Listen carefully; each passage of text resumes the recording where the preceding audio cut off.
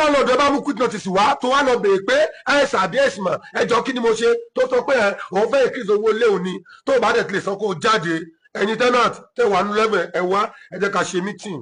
ẹjọ́ ẹ̀yin láńlọ́ọ̀dù àbí láńlẹ́dì tẹ bá fídíò pàdé fídíò ṣe fún yín ẹ sùúrù kọjá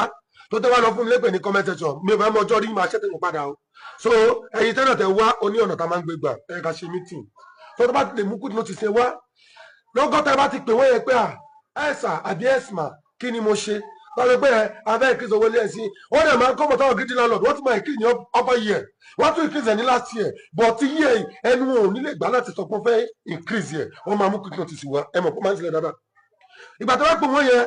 pé ẹjọ́ kí ni mo ṣe yẹn tó wá ní pé abẹ́ increase sí iye báyìí nìyẹn kọ́tọ́ pé kò sí wàhálà ẹmú letter of increment yẹn wá kò sí wàhálà mà ẹmú letter of increment wá so normal wọ́n wá mú letter of increment wá ṣé ọ̀nà yé wà á mú letter of increment wá tí letter of increment bá ti dọ́wọ́ ní ibẹ̀ láti máa bẹ̀rẹ̀ case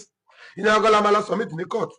landlord mi increase owó lé ní upper year ó tún increase owó ní last year ó tún fẹ́ increase ẹ̀ lọ́dún yìí ó tún fẹ́ increase ẹ̀ more than 100% torí case kan wà lọ́ọ̀ mi from 400,000 to 1.2 million that is more than 100%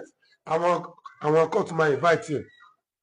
irọ́ la fi ń ṣe kéèsì òun jẹ̀má sọ fún yín lójoojúmọ́ irọ́ wọ́n kò sóòótọ́ ní pé èèyàn fẹ́ ṣe kéèsì tó dẹ̀ tó bá ti lọ gba lọ́ọ̀yà báyìí lẹ́yìn máa sọ fún ẹ pé má pààrọ̀ fún mi báwo ló ṣẹlẹ̀ ibi tó bá ti fẹ́ jẹ̀bi lẹ́yìn máa sọ pé no má sọ pé ó ṣe báyìí sọ pé ó ṣe báyìí kí ló kọ́ ẹ̀yẹn ọ̀ ń kọ́ ẹni irọ́ má sọ pé ṣe báyìí sọ pé báyìí ló ṣe jẹ́ ṣé ọmọ yìí bẹ́ẹ̀ so irọ́ yẹn gangan ni wípé ẹ bá tó wá débẹ̀ ẹ mo ti kọ́kọ́ fún ní quick notice kó jáde wàá dínà kó fún mi quick notice kó o tán ni náà ṣó snap ẹni short-term tó bá dẹ̀ jẹ́ pàwọn tó máa ń lẹ quick notice mẹ́nu ilẹ̀kùn lé yẹn ní irú kéèsì bẹ́ẹ̀ kẹ̀dẹ̀rẹ́ wàá kàn ya quick notice yẹn wàá jẹ́ kí lára ẹ̀ kó sì lẹ̀ mọ́ ara ilẹ̀kùn yẹn wàá kàn ya yamayama so normal wàá kàn nígbà o tí a rí pé abárájọ sáré pépà kan ní ẹnu ọ̀nà ẹ bí àwọn ọmọdé ṣeré tó fọwọ́ ya dànù pé bó ṣe balẹ̀ lé wàá dẹ̀ snap wàá dẹ̀ fi hàn pé bó ṣe balẹ̀ lé o ò rí quick notice kankan pé letter of increment náà gbé wàá deny yẹn wàá deny pé o rí quick notice ni because it's not acknowledged mo ń sọ fáwọn láńlọ tí wọn mọ nǹkan tó ṣe àtàwọn ọlọ́jà tí wọn mọ nǹkan tó ṣe tí ó ní quick notice ó yẹ kó máa ní photocopy ó yẹ kó máa ní photocopy bọ̀ wọn ò mọ̀ quick notice yẹn tenant máa sign á tún sign sí photocopy ìyẹlẹ tó jẹ́ bàrú fún àyàtọ̀ original access méjì original máa wà lọ́wọ́ tenant photocopy ẹ̀ máa wà lọ́wọ́ lọ́ọ̀yà àbí landlord in case tí tenant bá fẹ́ dìnnà yẹn ọmọ tó gbà ṣe bọ́ọ̀lù sign sí bí ṣé àmọ̀ yẹ gbàkàn mọ́lẹ́dà wọn kàn fún mi mo dẹ̀ gbà mo dẹ̀ mú wọlé mo lè dínà ìpè ẹ̀ fún mi lẹ́tà o mo lè dínà iye tó bá ti ń di wọ́wọ́wọ́ sọ wọn bá sọ fún Mr. Man àbí ìyá ó sọ pé ẹ̀ fún òní quick notice increment ẹgbẹ́ ọ ti pọ̀ jù àdẹ́nu ẹ̀ṣẹ̀ increase owó last year ni ẹ wo yí ẹ kò tí lè increase o bí a tó bá di next year o ẹ lè increase yẹ o